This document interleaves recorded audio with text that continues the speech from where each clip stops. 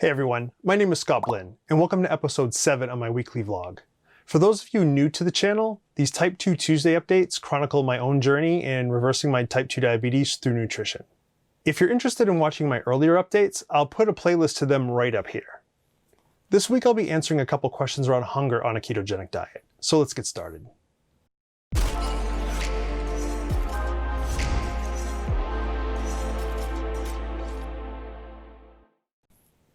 Last week I made some great progress reversing my weight stall by eating more calories. Well, the experiment continues. Let's jump into the numbers and see how this past week went. This week wasn't too eventful. My blood sugar numbers this week were around usual, though the morning number was a bit higher at an average of 120. There was not really any change in what I ate, but I did eat late some nights, which may have played a part. Oh, and speaking of morning numbers, last week I talked a lot about morning blood glucose and the dawn phenomenon. So if you missed that, you can check it out at the link I'm going to pop up in the top right corner of the video now.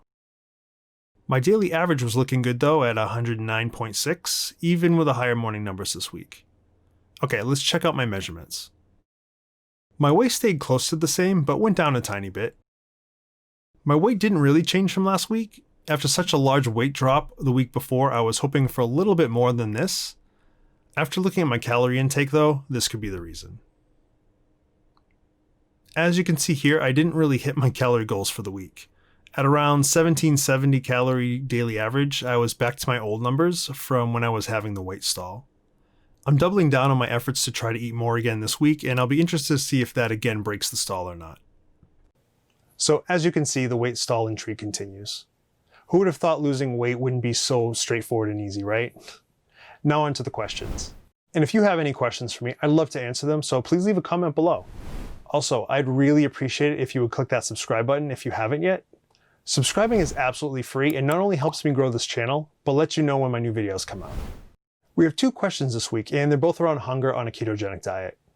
The first one wasn't asked to me directly, but one that I saw in the support groups this morning. It's a good question though that I see asked a lot, and I wanted to talk about it here. So the post reads, "Why am I so hungry? I stay within my macros and drink plenty of water. I usually eat between 8:30 a.m. and 9 p.m.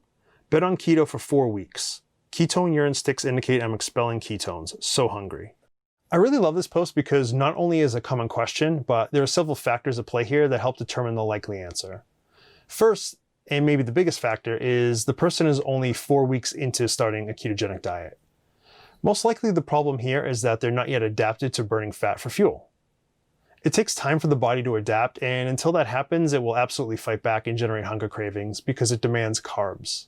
The post also has another clue that makes me think the hunger is just being new to the keto diet. Pee strips are showing lots of ketones. A lot of people don't realize that the ketone pee strips only show you ketones your body is not using, and that if it isn't using them, you're not really burning fat for fuel well yet. In fact, once your body becomes adapted to using ketones properly, you may show close to no ketones in your urine, and this is a good thing. That means your body is not only using them, but only making enough that actually needs to burn fat efficiently as fuel. This is also the very reason why you should be using a ketone blood meter for the most accurate testing, especially long term. Secondly, the poster mentions a 12-hour eating window filled with both meals and snacks. This can also keep you hungry, especially depending on what the snacks are. Some of the sweeter snacks, even keto-friendly ones, can raise your insulin levels, which can trigger the hormonal process to make you feel hungry. I'd always highly recommend that people eat larger meals and avoid the snacks when possible. Also, working on reducing the time window in which you eat each day to something smaller, like no more than 8 hours, is a great goal to start with. The second question was asked by a viewer in the comments on a past video, and while I did reply to it, I thought I would bring it up here as well. The question was, "I find I'm getting hungry between my first and second meal. Do you eat or what do you do?" In this case, I have a personal rule of thumb. Eat until you're satisfied within your eating window. While I try to avoid snacks between meals, and I almost never do snack, I will absolutely eat more if I'm feeling hungry still. I just make sure it's keto-friendly and heavy on the protein and fat. When you're eating a clean ketogenic diet, your body is most likely just telling you it requires more energy, and we should listen to that. Sometimes though, if I'm not too hungry, I'll instead start by making some green tea, and that will take care of the hunger completely. If that doesn't work, then I'll just go ahead and eat something to take care of the problem. Well, that's going to finish this week's update. Stay healthy, have a great week, and maybe even check out one of my other videos that YouTube is about to suggest at the end of this video. See you next time.